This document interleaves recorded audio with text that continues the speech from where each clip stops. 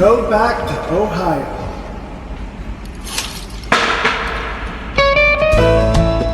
Here's the irony.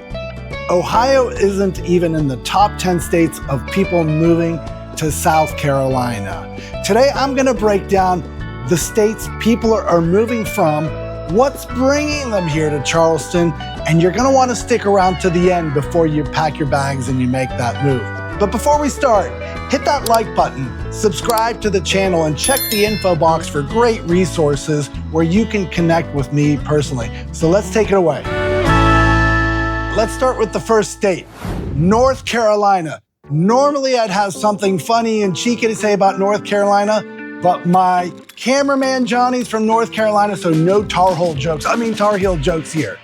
Number two, and I was really surprised. You'd be surprised to know that South Carolina produces more peaches than Georgia. But you know what Georgia produces more than South Carolina? People moving here, that's right. Georgia is the number 2 state of people moving here. Most of those people come from the general Atlanta area in my experience. Number 3, forget about it, it's New York. Yeah, people are trading in skyscrapers for palm trees. Let's face it, I grew up in Pittsburgh, shoveling snow, it sucks. Number 4, you'd be really surprised to find this out, but hey dude, a lot of people are moving here from California, man. And I'm just kind of a little worried about locking up here. It's all right. Because we just might blow the whole planet up, you know. You know, they're trading in the waves for the palm trees down here. The waves are smaller, but so are the taxes. Believe it or not, you'll find a lot of Californians here. Y a mis amigos del gran estado de la Florida, bienvenidos a Carolina del Sur. Papacito. Papi. Papacito. Papacito. Yes, a lot of our transplants are coming from Florida. And so don't be surprised if you see people from Miami, Naples, or the Jacksonville area. Let me start with Mount Pleasant, and in no particular order. Mount Pleasant has amazing schools from K to 12, and I assure you, regardless of how smart your child is, there are kids at Wando, perfect SAT scores, going to top schools. You will be super excited with the school district here. Also, we have all the amenities. We're close to the beaches, and the icing on the cake is the sky-high price you have to pay to be here. Yes, you gotta pay to play to be in Mount Pleasant.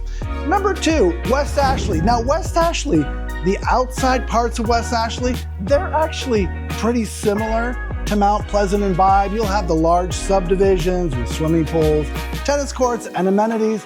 And as you make your way into from West Ashley or even Johns and James Island, where you're still closer to the city, you have more of that 1950s, 1960s homes. A lot of those homes have been redone. They're kind of hip. 27-year-old Ollie would love to live in the inside part of West Ashley. 54-year-old Ollie loves living a little bit further from town. And Somerville. Now, Somerville, the prices are a lot lower, but Somerville also has some of the top performing school districts in the US. And the nice thing about Somerville that keeps the prices down is that, you know, on one side of Somerville, you have North Charleston and Latson and Goose Creek, but on the other side, you can really keep growing and sprawling all the way, you know, for miles and miles. So that availability of land allows it to slowly keep increasing, and that keeps the prices down in Somerville. And now Somerville is a town unto itself. It's got everything you need there, grocery stores, amenities. It's still part, however, of the Metro Charleston area.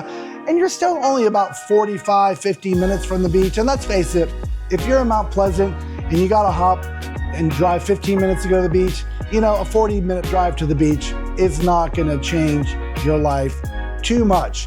Some other areas, you know, you'd be surprised. You think, oh, a lot of people are moving here to Isle of Palms, Sullivan's Island, Folly, Kiowa. That really doesn't grow our population. For example, in Folly Beach or Isle of Palms, where I do a lot of work, a lot of the people moving here are just replacing someone who's maybe lived here for 20, 30 years and they're older, they're moving back with family.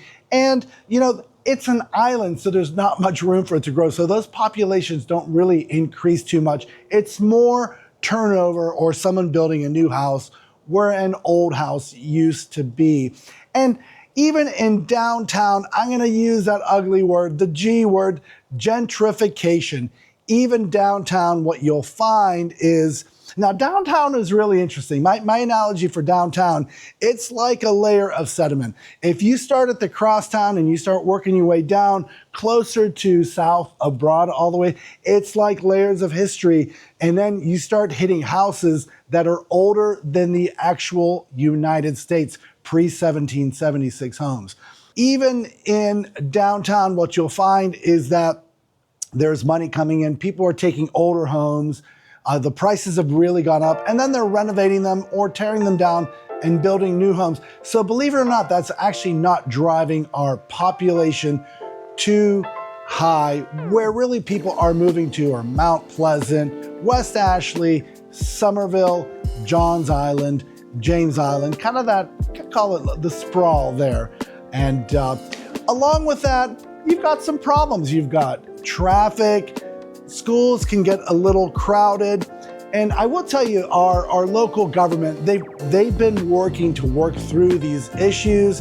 There are bottlenecks. It's hard to develop roads here. For example, you have bridges and you have waterways to contend to. So some of the main streets like Highway 17 or the highways, the Beltway, they can become congested at rush hour or early in the morning. And these are things you're just gonna have to work through.